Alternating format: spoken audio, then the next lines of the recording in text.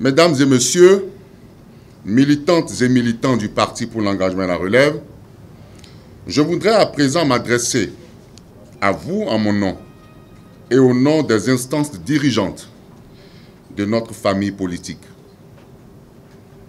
Depuis le lundi 30 mars dernier, où vous avez suivi comme moi sur les ondes le rejet de la déclaration de candidature du Parti pour l'engagement et la relève par la Commission électorale nationale autonome Sénat, j'ai observé votre profond sentiment de découragement, de tristesse et même de désapprobation suite à cette sentence qui, du coup, disqualifie notre formation politique et la sort de la compétition électorale des communales et municipales du 17 mai 2020, pour des motifs que vous connaissez déjà et qu'il n'est point besoin de rappeler ici. En ma qualité de président d'honneur du parti pour l'engagement et la relève, je partage le plus profond de mon cœur, du plus profond de mon cœur, cette vague de déception qui s'est emparée de vous tous. J'aurais pu, sur le coup de mes vives émotions et de nos vives émotions, m'adresser à vous. Mais à dessein, je me suis abstenu de le faire, histoire de laisser le temps refroidir nos ressentiments pour recueillir la quintessence de vos diverses observations. En vous saluant pour votre sens de discipline, de sacrifice et de loyauté, je voudrais simplement vous demander de sécher vos larmes, parce que votre président d'honneur que je suis ne supporterait ni n'accepterait que les larmes qui coulent de vos yeux comme un torrent d'amertume vous empêchent de voir les étoiles si remplies d'espérance et d'un avenir parsemé de mille et un délices. Rassurez-vous, le PER n'a pas échoué. Il a plutôt perdu une petite manche de la bataille, mais alliera victoire sur victoire. Je compte sur l'ensemble de toutes les forces qui n'ont pas encore cédé à la peur et qui refusent de fléchir devant la tyrannie du temps. Aujourd'hui, samedi 4 avril 2020, j'ai décidé de briser le silence et de vous dire ce que nous pensons réellement de cet inattendu accident de parcours qui vient subitement couper notre élan et notre détermination à montrer le poids de notre formation politique sur l'échiquier national. Ainsi va la vie. De manière solennelle, je dois vous dire ma surprise face à cette décision de la Sénat, qui explique le rejet de la déclaration de candidature de notre parti par l'absence de dossiers et le manque de pièces dans certains dossiers. Vous savez à quel point notre combat a été rude lors de la constitution des 10 dossiers de candidature. Chacun dans la position où il se trouvait a véritablement donné le meilleur de lui-même pour que ce pari soit gagné. Et vous savez que nous l'avons gagné de haute lutte, malgré les coups bas de certains et les velléités de sabotage d'autres. Nous avons réussi à faire notre part du boulot, nous montrant ainsi à la hauteur de la tâche. Nous prenons simplement acte de cette décision de la Sénat, bien qu'en notre âme et conscience, nous estimons avoir tout fait, tout ce qui était de notre devoir pour remplir les conditions de notre participation à ce scrutin du 17 mai prochain. À mon sens et à mon humble avis, les motivations de notre rejet sont à rechercher ailleurs. Y a-t-il eu derrière tout cela des mains expertes qui ont œuvré dans l'ombre contre le valeureux Parti pour l'engagement et la relève, pensant tuer ainsi dans l'œuf cet élan d'espérance et cette noble ambition dont il est porteur? Je suis persuadé qu'un jour ou l'autre, tout ce qui apparaît mystérieux aujourd'hui sera révélé à la lumière de la vérité. Pour dire vrai, nous ne voulons pas nous engager dans des conjectures qui ne nous avanceront guère. Nous retenons simplement que derrière chaque providence de la vie, toute chose arrive par la seule volonté de Dieu. C'est pour cela que je m'incline dignement en votre nom devant ce verdict, tout en sachant que l'avenir est encore devant nous. Il nous appartient nous, jeunesse béninoise. C'est pourquoi je me dois de vous dire que l'heure de nous-mêmes a encore sonné. Cette maxime de Aimé Césaire est dorénavant indispensable pour construire notre citoyenneté, notre militantisme, notre identité, notre légitimité et notre force pour un supplément d'humanisme et d'acceptation de l'autre au sein de notre nation. Militantes et militants, j'admire votre sens de bravoure et votre profond attachement au respect des décisions de nos institutions. Cela prouve à suffisance que nous savons souvent nous mettre au-dessus de la mêlée et montrer qu'au sein du PER, nous partageons des valeurs éthiques et morales qui nous donnent la force de rester debout et inébranlables face à n'importe quelle épreuve de la vie. Étant donné que nous sommes dans le champ politique, nous devons nous apprêter à recevoir beaucoup de coups. Mais soyez-en rassurés que pour notre part, nous userons de tous les moyens légaux que nous offre l'arsenal juridique de notre pays pour notre légitime défense. Chers militants, le Parti pour l'engagement et la relève tient à vous remercier de manière sincère pour votre sens d'engagement pour la défense de ses valeurs, pour votre soutien sans cesse indéfectible à tous nos combats depuis la création de cette formation politique en 2017, qui après 3 années d'existence n'est plus aussi jeune comme le prétendent certains esprits chagrins. Depuis ce temps, nous avons ensemble traversé beaucoup de péripéties qui nous ont conduits enfin à l'obtention du récépissé d'existence légale en décembre 2019. Vous avez été là, mobilisés derrière moi et derrière les instances dirigeantes de notre formation politique. Je ne pourrai jamais cesser de vous remercier pour avoir été là, aussi ces derniers temps, pour la constitution jusqu'au dépôt des dossiers de candidature pour les élections municipales et communales du 17 mai 2020. Vous avez bravé d'énormes difficultés et surmonté de monstrueux obstacles pour que nous soyons à même de boucler les 3630 dossiers de candidature qui nous ont permis, à la grande satisfaction de tous, d'obtenir le récépissé provisoire. Militantes et militants, je vous invite à la même attitude de discipline et de respect qui vous a toujours caractérisé et voudrais vous rassurer de mon soutien sans cesse renouvelé en toutes circonstances, surtout dans les prochains combats politiques qui pointent à l'horizon.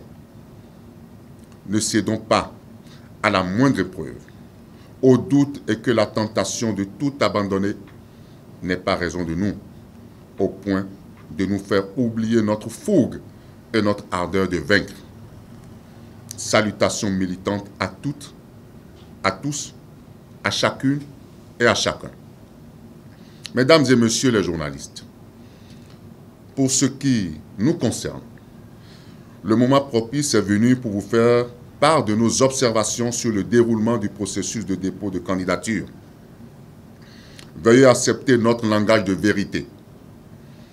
Je tiens sincèrement à remercier les membres de la Commission électorale nationale autonome Sénat, avec à sa tête son président, pour les bonnes dispositions mises en place pour accueillir les différentes délégations de partis politiques engagés dans la course pour le présent processus électoral. Ce dispositif d'accueil nous a permis d'amortir le choc des difficultés que nous avons rencontrées au siège de l'institution. Difficultés qui ne dépendaient pas du président, ni de son bureau, mais de certains adversaires politiques qui s'appuyaient sur quelques agents de la Sénat pour faire échec à la bonne conduite des opérations de dépôt de candidature. Je rends hommage au président de la Sénat, parce que toutes les fois où il a été sollicité de même que son bureau, ils ont toujours réagi très promptement.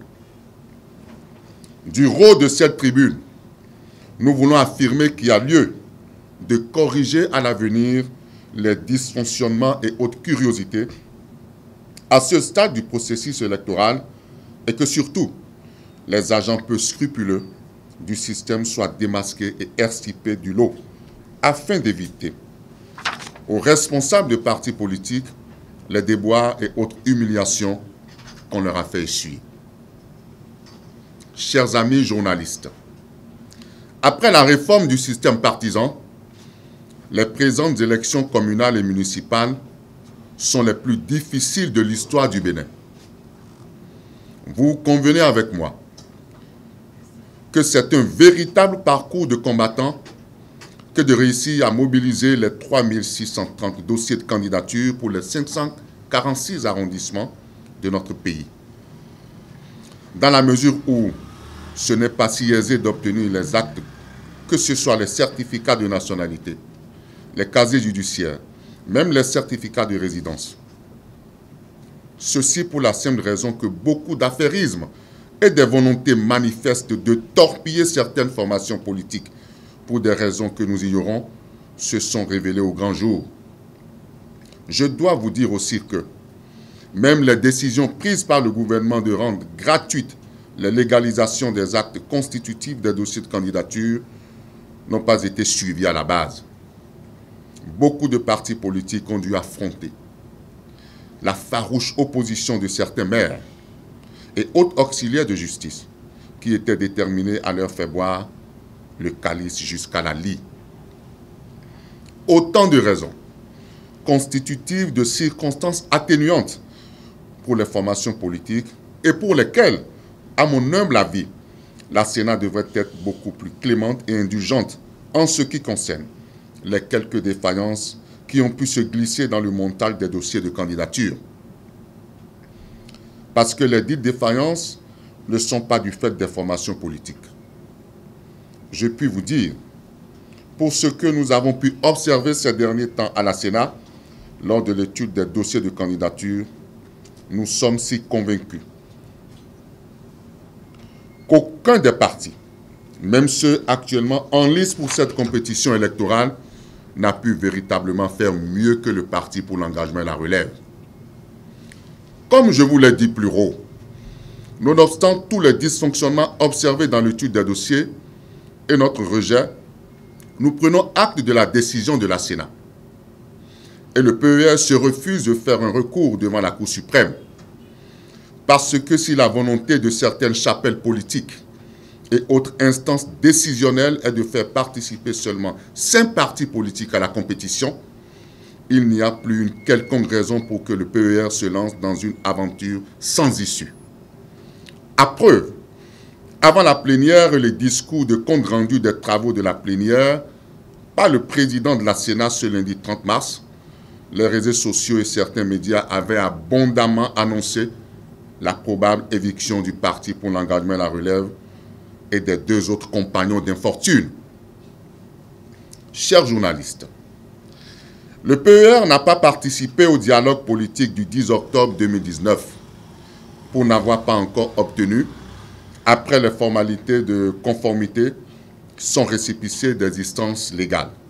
Autrement, il avait déjà un certain nombre de propositions à l'endroit du pouvoir exécutif qui a eu le mérite d'initier le dialogue politique et l'Assemblée nationale dans le cadre de la refonte de nos tests législatifs au fin de tenir compte des aspirations des uns et des autres.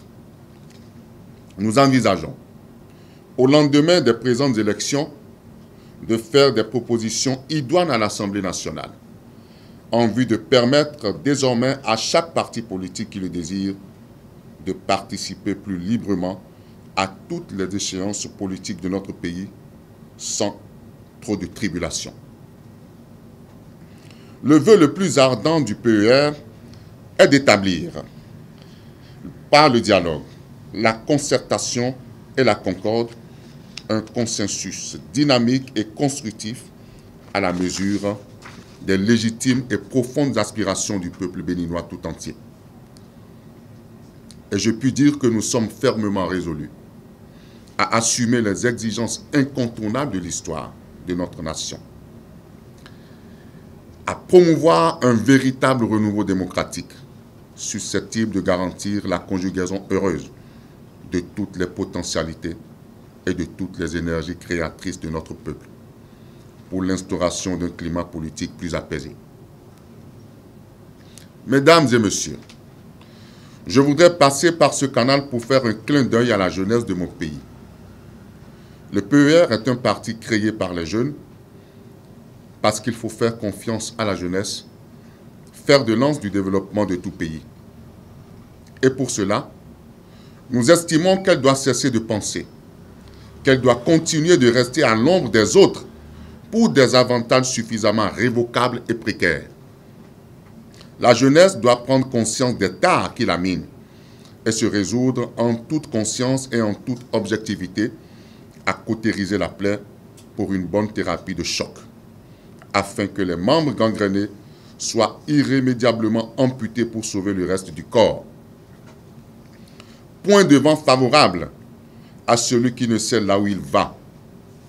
Nous devons donc retrouver la direction du vent, nous redonner la main comme l'indique l'emblème de notre formation politique, pour apprendre de nouveau à regarder dans la même direction.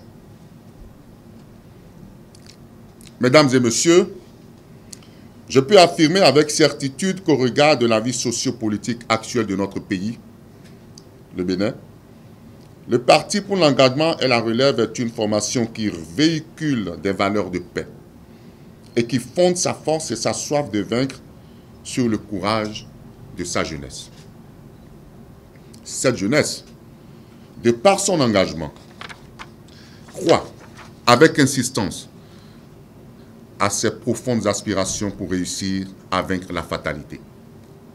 C'est pourquoi je voudrais par ce canal demander à l'opinion nationale et internationale à faire confiance au dynamisme de ce parti qui œuvre inlassablement pour le bien-être des populations de notre pays.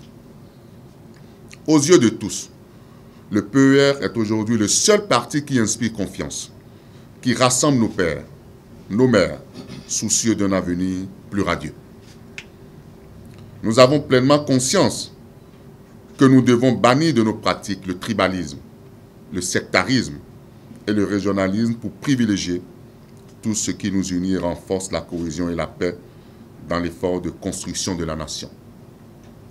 Mesdames et messieurs, militantes et militants, pour conclure la présente déclaration, je voudrais vous réaffirmer, s'il en est encore besoin, que le PER n'a pas échoué, qu'il se tient debout et donnera du temps pour les présentes élections. De la manière la plus rigoureuse, son influence sera constatée dans les urnes. Au regard de tout ce qui précède, nous avons à susciter le regain du militantisme et l'urgence du réengagement et du réarmement moral de la jeunesse pour prendre en main le destin de ce pays. C'est là notre credo pour faire de nouveaux hommes, notre espérance pour bâtir une nation de justice et de paix sociale, notre engagement pour sauver la patrie. Vive le Bénin, vive le PER, bonne chance au saint parti encore en lice, je vous remercie.